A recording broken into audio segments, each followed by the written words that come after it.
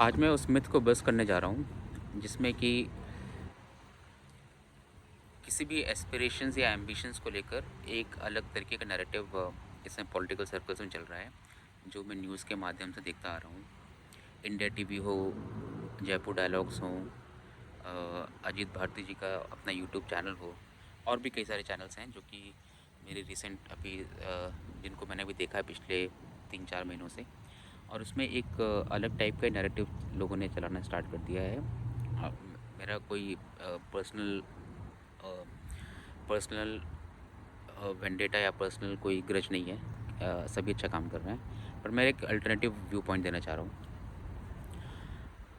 अभी रिसेंटली लोगों ने योगी वर्सेस शाह, योगी वर्सेस मोदी, योगी वर्सेस केशव प्रसाद मौर्य, अमित शाह वर्सेस देवेंद्र फडणवीस, इस टाइप की बातें करना स्टार्ट कर दिया है जनरल इलेक्शन के रिजल्ट्स के बाद।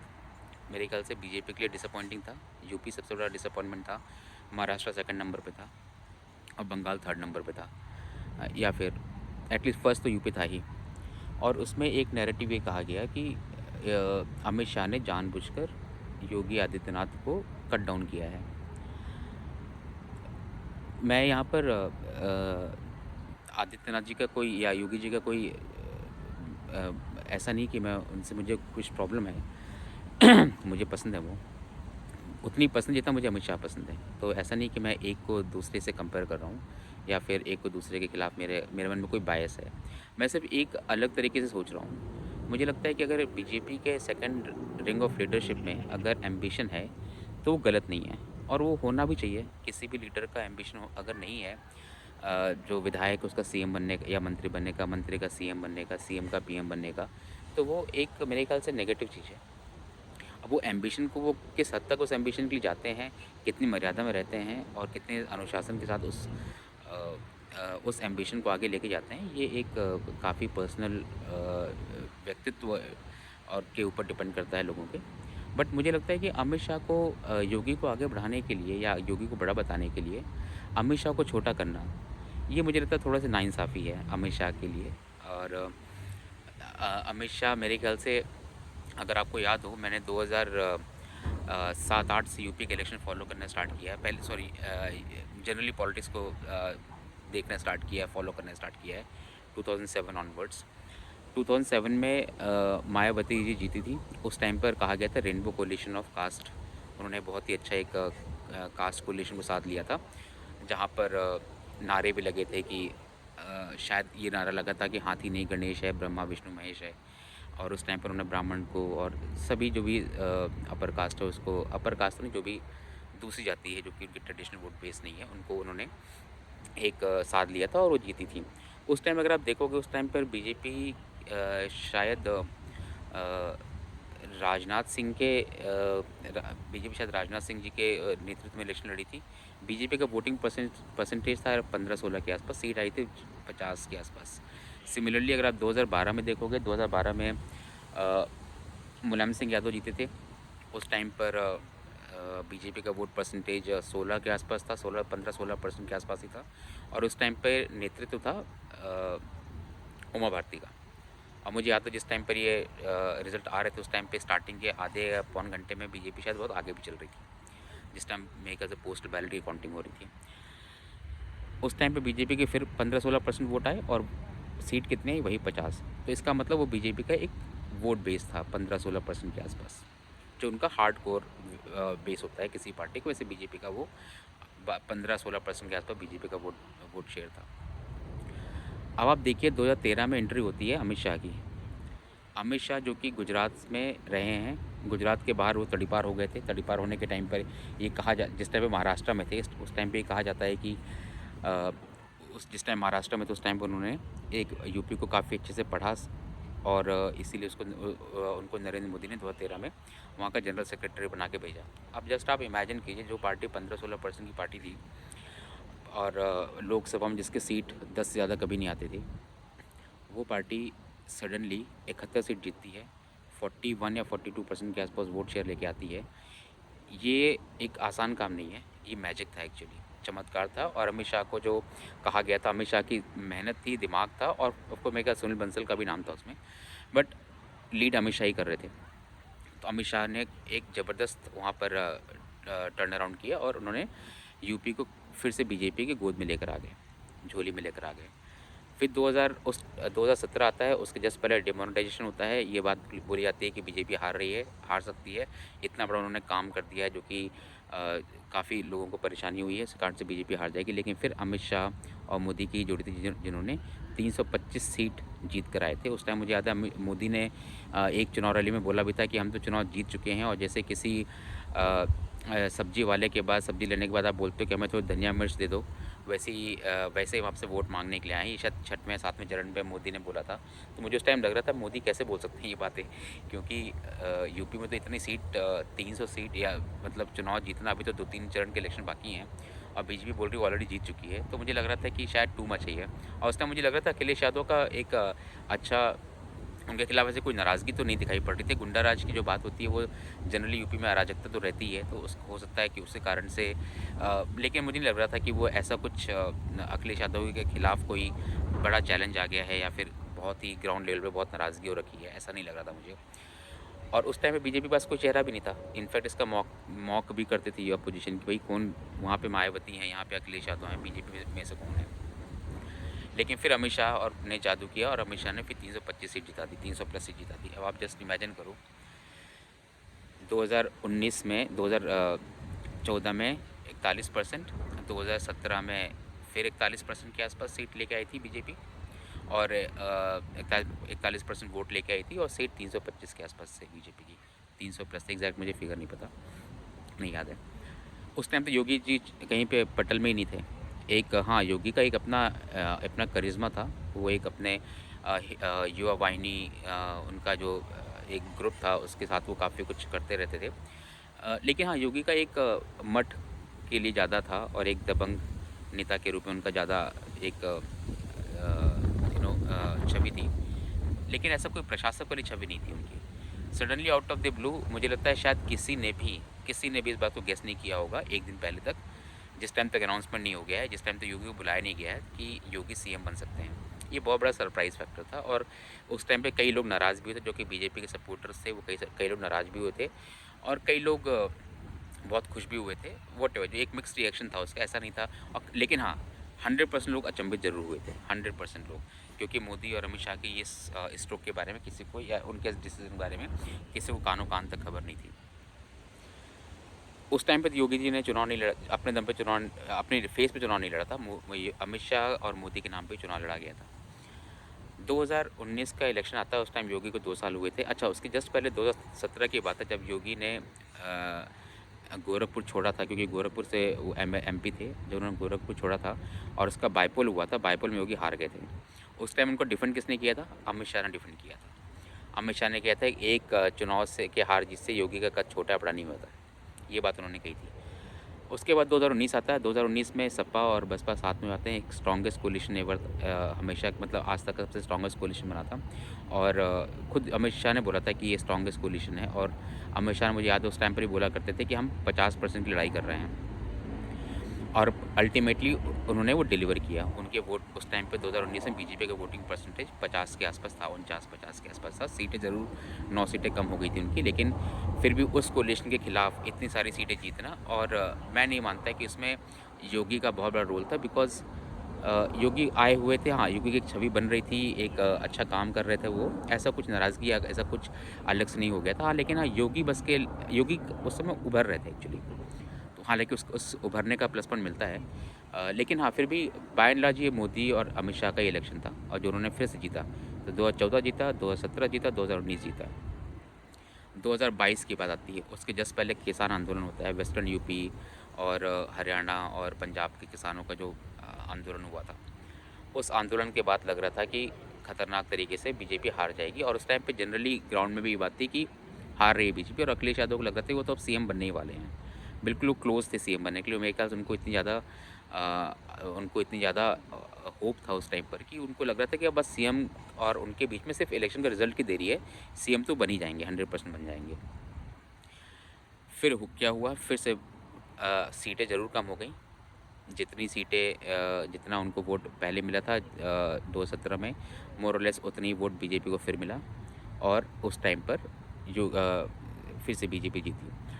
देखिए उस टाइम तक अगर बीजेपी चाहती, अगर अमित शाह चाहते तो अमित शाह को दोबारा योगी को दोबारा वहाँ से हटा सकते थे। उस टाइम उनके लिए बहुत ईज़ी होता, क्योंकि योगी का उस टाइम पे कद उतना बड़ा नहीं हुआ था जितना बड़ा आज की डेट में हो गया है। तो अगर अमित शाह को कुछ लगता कि योगी आदित्यनाथ जो है वो थोड़े से टेढ़े हैं या उनके फेवर के नहीं हैं या फिर उससे उनको कुछ खतरा है, तो उस टाइम पे उनको हटा सकते थे। लेकिन ऐसा नहीं हुआ, योगी के नाम पे ही इलेक्शन लड़ा गया। उस टाइम पर भी ये बात बोली गई थी कि अमित शाह योगी के बीच में कुछ नाराज़गी चल रही है। लेकिन फिर मोदी ने वो फ़ोटो ऑप किया था योगी जी के कंधे में अपने हाथ रख के, और मोदी ने टर्म कॉइन किया था यूपी प्लस योगी उपयोगी। तो मेरे ख्याल से वहाँ पे सारे के सारे लोगों के बीच में जो भी प्रॉब्लम थी वो प्रॉब्लम खत्म हो गई थी। बीजेपी ने एड्रेस करने की कोशिश की है अपने हिसाब से, एटलीस्ट 2022 तक तो की ही है। उसके बाद 2022 के बाद 24 आता है। 24 में कई लोग बोलते हैं कि योगी ने 30-35 विधायक लोगों की लिस्ट दी थी लोकसभा के लिए, जिसको अमित शाह ने काट दिया। ये बात सच हो सकती है, मुझे नहीं पता। पॉसिबल भी है कि अमित शाह को लगा हो कि भाई यूपी को मैं पिछले 2014 ऑनवर्ड्स में यूपी को जान रहा हूँ। मैं एक-एक गाँव घुमा हूँ, एक-एक जगह घुमा हूँ। मैंने यहाँ पर 4 बार सक्सेसफुल रिज़ल्ट दिया है। तो मेरे ख़्याल से हालाँकि 2022 में सिर्फ़ अमित शाह बस का ये रोल नहीं था, लेकिन हाँ, मैं कह सकता हूँ मेजर रोल तो अमित शाह का ही था। योगी भी आ चुके थे, तो योगी का भी डेफ़िनेटली उनका ही प्लस पॉइंट था ही उसमें। लेकिन हाँ, फिर भी ब्रॉडली लीडरशिप तो मैं अमित शाह की मानूँगा, योगी का कंट्रीब्यूशन था। बट मेजर कंट्रीब्यूशन तो अमित शाह का ही था और ऑफ कोर्स मोदी का था। बट 2024 में जब 2024 में जब सीटें हारी, तो उस टाइम पर ये लगा कि लोग कि योगी आदित्यनाथ ने दिया, और जब योगी आदित्यनाथ की लिस्ट को अमित शाह ने एक्सेप्ट नहीं किया, तो योगी आदित्यनाथ ने कहा कि भाड़ में जाओ। ऐसा लोग बोलते हैं, ऐसा लोग अपने चैनल्स पे बोलते हैं कि योगी आदित्यनाथ ने बोला भाड़ में जाओ, मैं तो अब जो करना हो कर लो, मैं तो दुनिया भर में मेरी डिमांड, पूरे देश में मेरी डिमांड है, मैं वहाँ जाके करूँगा। तो जिता लो अपने हिसाब से जो तुमको जिताना है। मेरे ख्याल से ये टू मच है एक्चुअली, इस टाइप का एनालिसिस शायद बहुत ही सरफेशियल एनालिसिस है। मैं ये बात नहीं, ये बात बिल्कुल मानने को तैयार हूँ। मैं 100% मान सकता हूँ इस बात को कि अमित शाह ने नाम काटे होंगे। लेकिन इस बात को मानना मेरे लिए बड़ा डिफ़िकल्ट है कि अमित शाह ने नाम काटे होंगे जानबूझ के। अमित शाह को लग रहा होता है यार मुझे आइडिया है, मुझे पता है कि चुनाव कैसे लड़ा जाता है। हो सकता है ओवर कॉन्फिडेंट हो गया हूँ। लेकिन उनका इंटेंशन ये था कि योगी को कट डाउन करना है, ये मुझे नहीं लगता है। ये मुझे बिल्कुल नहीं लगता, क्योंकि पहली बात मैं आपको एक चीज़ बता दूँ, 2029 में अमित शाह लड़ेंगे, पीएम के कैंडिडेट होंगे, कि योगी पीएम के कैंडिडेट होंगे, कोई और कैंडिडेट हो जाएगा, शिवराज सिंह चौहान बन जाएंगे, कि देवेंद्र फडणवीस बन जाएंगे, कि नितिन गडकरी बन जाएंगे, कि हेमंत बिश्वा शर्मा बन जाएंगे, कोई भी बन जाएगा। इस बात की संभावना मुझे तो नहीं लगती। मुझे लगता है जैसे सचिन तेंदुलकर लेजेंड्स होते हैं, जैसे सचिन तेंदुलकर लेजेंड, एमएस धोनी या रोहित शर्मा, विराट कोहली क्रिकेट में अगर आप इनको देखो, या कोई भी अदरवाइज सुनील छेत्री फुटबॉल में, इन लोग डिसाइड तब करते हैं जब इनकी बॉडी साथ नहीं देती है। इनको लोग नहीं बोलते हैं कि आप हट जाओ, ये लेजेंड्स होते हैं। इनका रिटायरमेंट टर्म्स आम लोगों के हिसाब से नहीं देखा जाता है, इन लोग खुद डिसाइड करते हैं, और जिस टाइम पे टाइम आता है उस टाइम पे ये डिसाइड कर लेते हैं, अपना एक दूसरा लीडरशिप को तैयार कर लेते हैं, और उसके बाद रिटायरमेंट कर लेते हैं। तो मुझे नहीं लगता है कि 2029 में इस बात के कोई संकेत हैं कि मोदी रिटायरमेंट कर जाएंगे। मतलब मैं श्योर, हाँ, एज वाइज लगता है कि हाँ मोदी रिटायर कर सकते हैं, लेकिन फिर भी मुझे लगता है कि शायद ना भी करें। मोदी फिट हैं, ज़्यादा यंग है। कई सारे पॉलिटिशियन जो इनसे बहुत छोटे हैं, 20-20 साल छोटे, उनसे ही मोदी ज़्यादा यंग है, ज़्यादा एनर्जेटिक है। तो मुझे नहीं लगता है कि मोदी छोड़ेंगे, और मुझे नहीं लगता है कि 2029 तक भी मोदी से बड़ा कोई लीडर बीजेपी में हो पाएगा। बट एनीवे वो फ्यूचर की बात है। बट हाँ, आज की डेट में तो डेफिनेटली लगता है कि मोदी के सामने कोई बंदा नहीं है। लेकिन हाँ, कुछ सर्कल्स में उनको योगी को आगे दिखाने की कोशिश ज़रूर की जा रही है, और मुझे लगता है कि ये चीज़ थोड़ी सी गलत है। योगी मुझे भी पसंद है, लेकिन अगर आप देखिएगा तो यूएसपी योगी की रही है लॉ एंड ऑर्डर की। अच्छा, कई लोग ये बात ही बोलते हैं कि कि योगी की इतनी भी हैसियत नहीं है यूपी में कि वो कि उनको खुद का चीफ सेक्रेटरी किसी को नियुक्त कर सकें, या डीजीपी नियुक्त कर सकें, या फिर एक कलेक्टर का ट्रांसफ़र भी रोक सकें या करवा सकें, वॉटेवर। और मुझे लगता है टू मच है ये। हो सकता है, ये बात मैं मानता हूँ, क्योंकि नॉर्मली जब योगी को भेजा गया था सीएम बना के, तो सेंट्रल गवर्नमेंट ने एक अच्छे तरीके से यूपी में भेजा होगा कि हाँ भाई मेरे कुछ ऑफिसर रहेंगे, those officer will help you in running the administration. और मुझे लगता है ये बहुत अच्छा पॉजिटिव स्टेप था। ये हो सकता है कि उसको प्रोलॉन्ग कर दिया गया हो, या तो योगी ने नहीं ऐसा कोई डिमांड की हो कि चीफ सेक्रेटरी चेंज कर दें, या फिर योगी को लग रहा हो कि नहीं सब कुछ ठीक है, या फिर जो भी हो, मुझे इसके बारे में बहुत ज़्यादा आइडिया नहीं, लेकिन हो सकता है कि सेंट्रल गवर्नमेंट ने बोला हो कि नहीं अभी आप इनको ही रखिए और इनको चलाने दीजिए। हो सकता है सेंट्रल गवर्नमेंट ने कुछ गलतियाँ की हों, ऐसा तो मैं बिल्कुल नहीं बोल रहा हूँ कि गलतियाँ नहीं की होंगी, लेकिन गलतियाँ इसलिए की होगी कि योगी को साइडलाइन कर दिया जाए। मुझे लगता है वो थोड़ा सा टू मच है। अभी जो आए हैं मनोज कुमार सिंह, जो नए सेक्रेटरी बन गए हैं, मेरे ख्याल से दुष्यंत मिश्रा या जो भी ना, दुर्गा प्रसाद मिश्रा के बाद, तो वो योगी के मुख्यमंत्री हैं, योगी के चीफ सेक्रेटरी हैं। लेकिन देखिए, मेरे ख्याल से योगी के बारे में तो इसमें कोई दो राय ही नहीं है कि लॉ एंड ऑर्डर में योगी ने एक मिसाल दिया है, और इसमें भी कोई दो राय नहीं है कि मोदी के पॉपुलैरिटी के बाद सेकंड नंबर की जो पॉपुलैरिटी है वो योगी आदित्यनाथ की ही पॉपुलैरिटी है। इसमें कोई संदेह नहीं है, क्योंकि जिस तरीके से उनकी डिमांड ऑल ओवर इंडिया में आती है फॉर इलेक्शंस, ड्यूरिंग इलेक्शन, वो मेरे ख्याल से अपने आप में अपने आप में बहुत बड़ी बात है वो। तो योगी का एक पॉपुलैरिटी तो नंबर 2 पे है, इसमें तो मुझे कोई संदेह नहीं है। ठीक है, लोगों को पसंद आते हैं, अच्छी बात है। लेकिन अगर आप देखोगे प्रशासक के तौर पर या सीएम के तौर पर, तो योगी को काफ़ी सपोर्ट मिलता है सेंट्रल से। अब वो सेंट्रल से सपोर्ट उनको मिलता है, हो सकता है वो सेंट्रल कभी कोई सपोर्ट जो देती है वो गलत तरीके से देती हो, वो बात अलग हो सकती है, लेकिन उनको काफ़ी कुछ सपोर्ट मिलता है सेंट्रल से। यूपी के मोदी यूपी से ही आते हैं, तो मोदी तो डेफिनेटली चाहेंगे कि यूपी में एक अच्छा राज्य बने यूपी, क्योंकि अल्टीमेटली मोदी की भी छवि उसमें जुड़ी हुई है। तो ऐसा तो नहीं हो सकता कि अगर जिस जगह से मोदी आ रहे हैं उस जगह में अराजकता फैली हो, डेवलपमेंट नहीं हो रहा हो, या फिर उनको फंड्स नहीं मिल रहा हों, या फिर केंद्र की नीति वहाँ तक नहीं पहुँच रही हो। तो मुझे लगता है कि उसमें तो योगी को सेंट्रल से भी काफ़ी सपोर्ट मिलता है, जो कि बहुत अच्छी बात है। और मुझे लगता है योगी और शाह में और मोदी में ऐसा कोई इतनी ज़्यादा कोई ऐसी कोई नाराज़गी नहीं है विच इज़ अननेचुरल। एक हो सकता है थोड़ी बहुत नाराज़गी हो अमित शाह से, हो सकता है, मैं मना नहीं कर रहा हूँ, लेकिन ऐसा नहीं हो सकता है कि वो बिल्कुल ही अमित शाह को चाहते होंगे कि योगी और अमित शाह एक दूसरे को फूट या आँख नहीं सुहाते होंगे, ऐसा तो मुझे नहीं लगता है। इनफैक्ट कई लोग ये बात भी बोल रहे थे कि अमित शाह देवेंद्र फडणवीस को भी नहीं चाहते हैं, इसीलिए उनको वहाँ से रिज़ाइन नहीं कराने दे रहे हैं। अब आप देख लिए एमएलसी के इलेक्शन हो गया, एमएलसी के इलेक्शन के बाद क्या हुआ, देवेंद्र फडणवीस आज की डेट में महाराष्ट्र के सबसे बड़े लीडर बन के निकल आए हैं। तो अगर किसी को खतरा होता तो देवेंद्र फडणवीस को बढ़ने क्यों देते वो। तो मुझे लगता है कि ये सब चीज़ें जो होती हैं ना, कई लोग याद ही बोल रहे थे शिवराज सिंह चौहान को देखो बुला लिया सेंटर में, जानबूझ के बुलाया ताकि उनको वहाँ की पॉपुलैरिटी नहीं बढ़ पाए। अरे यार, शिवराज सिंह चौहान की पॉपुलैरिटी एमपी में जो है वो रही आएगी, उसके बियॉन्ड उनकी पॉपुलैरिटी बढ़ रही है। अगर आप देख रहे होंगे तो सोशल मीडिया में और जगह जगह पर शिवराज सिंह चौहान की आपको भी गाहे बगाहे आपको उनके सोशल मीडिया में एक्टिविटीज़ दिखाई पड़ती रहती होंगी। तो मुझे नहीं लगता है कि शिवराज सिंह चौहान को उन्होंने बुलाया, शिवराज सिंह चौहान को कट डाउन करने की कोशिश की जा रही है। मुझे लगता है कि जनरली जो एक हाँ, कई लोग याद ही बोल रहे थे कि एग्रीकल्चर मिनिस्टर जैसी मिनिस्टर दे दी उनको, शिवराज सिंह चौहान को, और होम मिनिस्टर भी अमित शाह के पास ही है, और फिर निर्मला सीतारमण अभी फाइनेंस मिनिस्टर हैं, डिफेंस मिनिस्टर भी राजनाथ सिंह हैं।